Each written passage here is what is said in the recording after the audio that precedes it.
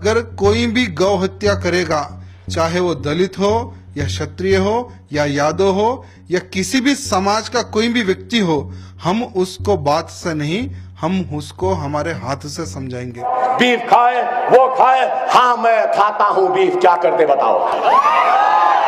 मैं खाता हूँ, खाता रहूंगा। पहले भी कहा, फिर कह रहा हूं, मजे में कॉम्प्रोमाइज नहीं कर सकता। जब तक ये जबड़े के अंदर गोश्त नहीं रहा, निवाला हल्लक से नीचे नहीं जा सकता। म्यूजिक। अगर तेलंगाना में भारतीय जनता पार्टी की सरकार बनती है तो मित्रों, मैं आपसे कह सकता हूं, ओबीसी को यहां से वैसे ही भागना पड़ेगा जैसे हैदराबाद से निजाम को भागने के लिए मजबूर होना पड़ा था। एक और एक आया, आज एक और आया। वो कैसे कैसे की कपड़े पहनता है, तमाशे का दिखता है, किस्मत से चीफ मिनिस्टर भी बन गया। कह रहा है निजाम की तरह ओवैसी को भगाऊंगा। अरे तू क्या, तेरी हैसियत क्या, तेरी दिशा क्या। तेरे जैसे 56 आए चले गए। अरे ओवैसी तो छोड़ो, ओवैसी की आने वाली 1000 नस्लें भी इसी मुल्क में रहेंगी, तुझसे लड़ेंगी, तुझसे मुकाबला करेंगी, तुझे भगाएंगी। हम भागने वालों में से नहीं है। खाली बकवा बकवा बकवा बकवा बकवा, कुछ काम ही नहीं है। क्या बताइए, ऐसा समझ रहे थे कि बस पानी उबालो, पत्ती डाल दो, चाय पिला दो। आज वजीर आजम हिंदुस्तान कहते हैं, मेरे दलित भाई को मारने से पहले मुझे गोली मार दो। वाह वाह वाह वाह वाह। अगर आपको कोई तकलीफ है तो वार करना है तो मुझ पे करिए। मेरे दलित भाइयों पर वार करना बंद कर दीजिए। वार करना है तो मुझ पे कीजिए, गोली चलानी है तो मुझ पे चलाइए, मेरे दलित भाइयों पर मत चलाइए। उनको मार रहे हैं तो आपको गोली मार देना। अरे तुम वजीर आजम हो, इतना कमजोर हिंदुस्तान का वजीर आजम। अरे वजीर आजम विजारत उज़्मा की ताकत का, ओहदे का अंदाजा होता तो कहता, और अगर उसकी जगह मैं होता तो कहता कि अगर कोई दलित को मारेगा तो हिंदुस्तान की पुलिस की गोलियां उसको मार देगी। तुम ये कहना था, लेकिन ये नहीं कहे मेरे को गोली मार दो। अच्छा बाबा, मार नहीं तो गोली आपको मार दो बोले। अब गोबर खिला रहे तो उसको किसको खिलाना? हाँ, किसको?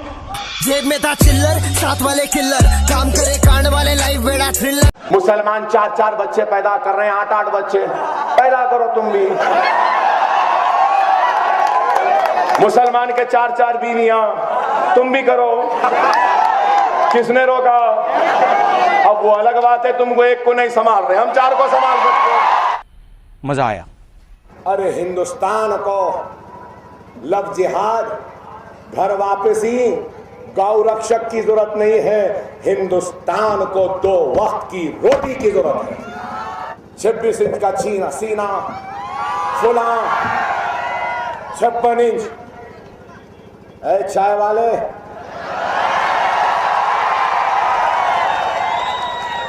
छप्पन इंच का सीना रखने से कुछ नहीं होता।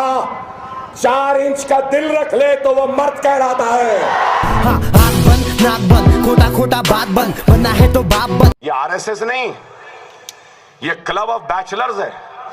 और ये लोग जो खुद तो शादी नहीं करेंगे, खुद जिम्मेदारी का बोझ नहीं उठाएंगे, खुद तकलीफ नहीं उठाएंगे, बीवी और बच्चों की पुकारों को, उनकी खिलखिलाहट को, उनके तनखीदों को और उनके गुस्सों को नहीं झेलेंगे, लेकिन दूसरों से कहेंगे कि आप 4-4 पैदा करें। समझ में आया क्या? समझ में आया, मगज में आया।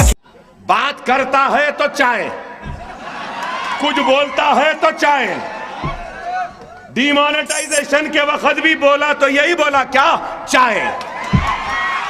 फिर बोला तो क्या बोला, कड़क चाय, नरम चाय, फुला चाय, ये चाय। अरे बाबा, तू है हिंदुस्तान के नरेंद्र मोदी, वजीर आजम हिंदुस्तान नरेंद्र मोदी। मैं तुझसे बोलना चाहता हूं कि तू खुदा के लिए इस बात को भूल जा कि तू चाय वाला था, अब नहीं है, वजीर आजम है। चाय वाले जैसे बातें करना छोड़, वजीर आजम जैसे बातें कर। कुछ नहीं, क्या है? अरे हम बोले तो बुरा दिखता कि ये बोल रहे हैं, वो बोल रहे हैं, ऐसा बोल रहे हैं, वैसा बोल रहे हैं। हम नहीं बोले तो क्या हुआ, अल्लाह इनसे बुलाने लगा रहा। क्या क्या बोल रहा है, क्या क्या बोल रहा है ये हिंदुस्तान का वजीर आजम। आज आप देखिए क्या आलम है।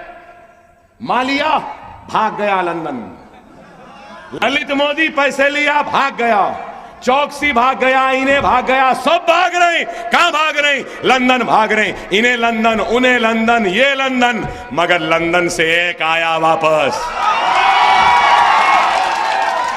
सब भागे ना, एक आया ना। और आया तो क्या डर के आया, क्या खौफ में आया, क्या कांपते कांपते आया? अरे हंसते हंसते आया और जेल में गया, 40 दिन रहा। अरे आज कहता हूं, मेरे हक के लिए, मेरे भाइयों की इज्जत के लिए, उनकी अजमत के लिए, उनके वक़ार के लिए, उनके हक के लिए अगर सूली पे भी लटकना पड़े तो अकबर ओवैसी लटक जाएगा, लेकिन तुम्हारे सामने झुकेगा नहीं।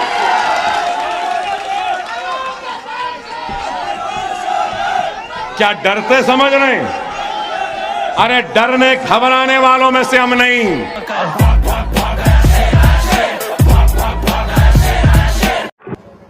मैंने त्याग दिया।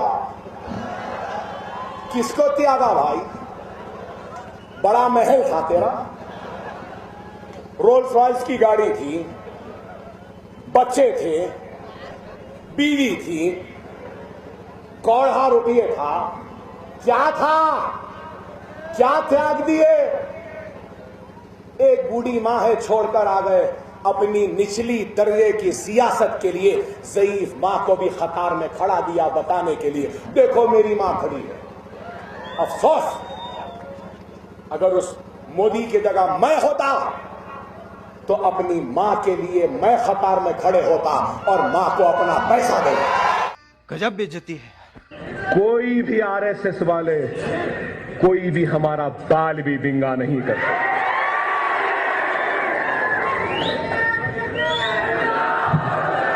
और याद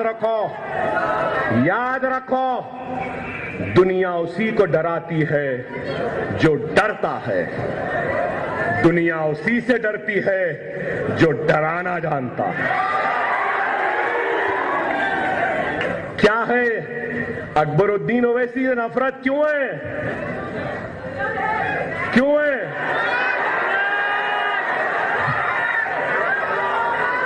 सौ सुनार की तो एक लोहार की। हमको कमजोर समझ रहे हैं? अरे क्या है ये मुल्क का क्या हाल हो गया है? सबका साथ सबका विकास। किसका साथ हुआ? किसका विकास हुआ? किसी का भी साथ नहीं हुआ। आरएसएस, विश्व हिंदू परिषद, बजरंग दल, इनका साथ हुआ। विकास किसका हुआ? किसी का नहीं, सिर्फ एक चाय वाले का विकास हुआ। सबसे रिच पार्टी, सबसे ज्यादा इनके मेंबर्स, सबसे ताकतवर इनका वजीर आजम, 19 रियासतों में चीफ मिनिस्टर, संघ परिवार इनके साथ, आरएसएस इनके साथ, विश्व हिंदू परिषद इनके साथ, बजरंग दल इनके साथ, इतना बड़ा ताकतवर, और वोट मांग रहा है। वोट मांग रहा है तो अकबर ओवैसी का खौफ दिखा के मजलिस का नाम लेकर।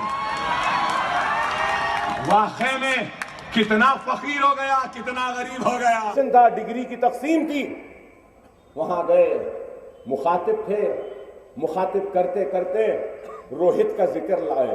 रोहित का जिक्र लाते ही क्या अदाकारी, क्या एक्टिंग थी, देखो जाके नेट पे भाई। कि मेरे ही देश के एक नौजवान बेटे रोहित को आत्महत्या करने के लिए मजबूर होना पड़ा।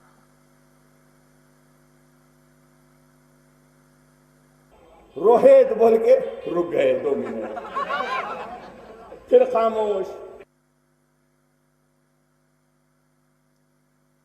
फिर यूं ऐसा, फिर उसके बाद आप बताइए, हर उसमें एक्टिंग।